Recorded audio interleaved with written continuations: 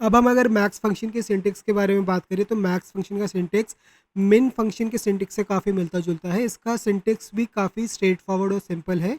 इसमें आर्ग्यूमेंट 1 होता है नंबर 1, आर्ग्यूमेंट 2 होता है नंबर 2 जो कि एक ऑप्शनल आर्ग्यूमेंट होता है। आप यहाँ पे n नंबर्स तक एंटर कर सकते हैं या फिर किसी रेंज का रेफरेंस भी दे सकते हैं। एग्जांपल के तौर पे मान लीजिए अगर हम कांस्टेंट वैल्यूज़ को टाइप करेंगे मैक्स फंक्शन के अंदर, तो हम टाइप करेंगे इक्वल टू मैक्स जो फंक्शन का नाम है, उसके बाद ब्रैकेट को ओपन करेंगे, उसके बाद नंबर 1 में हमने एंटर किया 10, नंबर 2 वाले आर्ग्यूमेंट में हमने एंटर किया 20 जो कि एक ऑप्शनल आर्ग्यूमेंट है, नंबर 3 वाले आर्ग्यूमेंट में हमने एंटर किया 5 और नंबर 4 वाले आर्ग्यूमेंट में हमने एंटर किया 8। तो अब इन चारों नंबर्स में से अगर हमें मैक्सिमम वैल्यू को रिट्रीव करना है तो यहाँ पे हमने मैक्स फंक्शन का यूज़ किया और यहाँ पे जो हमारा रिटर्न वैल्यू होगी वो होगी 20। इसी तरह कांस्टेंट वैल्यूज़ को एंटर करने की बजाय हम यहाँ पे किसी रेंज का रेफरेंस भी दे सकते हैं। जैसे कि आप मान लीजिए हमने टाइप किया मैक्स, ब्रैकेट को ओपन किया और फिर हमने A1 से लेके A10 वाली रेंज को अंदर स्पेसिफाई किया। अब A1 से लेके A10 तक जितने भी नंबर्स हैं उसमें जो सबसे ज़्यादा मैक्सिमम वैल्यू होगी यानी जो सबसे बड़ी वैल्यू होगी मैक्स फंक्शन उसे रिटर्न करेगा।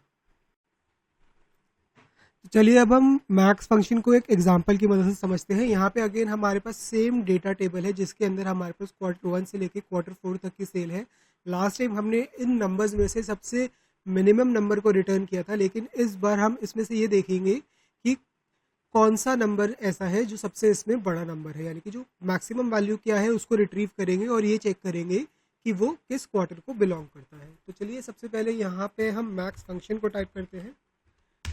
ब्रैकेट को ओपन करने के बाद मैं इस रेंज को इस तरीके से ड्रैग करके सिलेक्ट करूंगा। मैं चाहूँ तो एक एक करके हर क्वार्टर की जो सेल है उसे मैनुअली भी इनपुट कर सकता हूँ, लेकिन उसमें काफ़ी टाइम लगता है और वो हार्ड कोड हो जाती है, यानी कि उससे जो आपका फॉर्मूला है वो डायनामिक नहीं रहता। तो इसलिए यहाँ पे मैंने रेंज का रेफरेंस लिया है और अब इस रेंज में अगर मैं कभी भी कोई भी वैल्यू को चेंज करूँगा तो उसका जो रिजल्ट है वो ऑटोमेटिकली हमारे उस सेल पे रिफ्लेक्ट करेगा जहाँ पे हमने मैक्स का फंक्शन अप्लाई किया है। तो यहाँ पे रेंज को मैंने सेलेक्ट कर लिया है। इसके बाद मैं ब्रैकेट को बंद करके जैसे ही हिट करूँगा एंटर, तो हमारे पास जो मैक्सिमम सेल है वो आ जाएगी जो कि है 7967। अब अगर हम यहाँ पे चेक करें 7967 किस क्वार्टर को बिलोंग करता है, तो वो बिलोंग करता है Q2 को।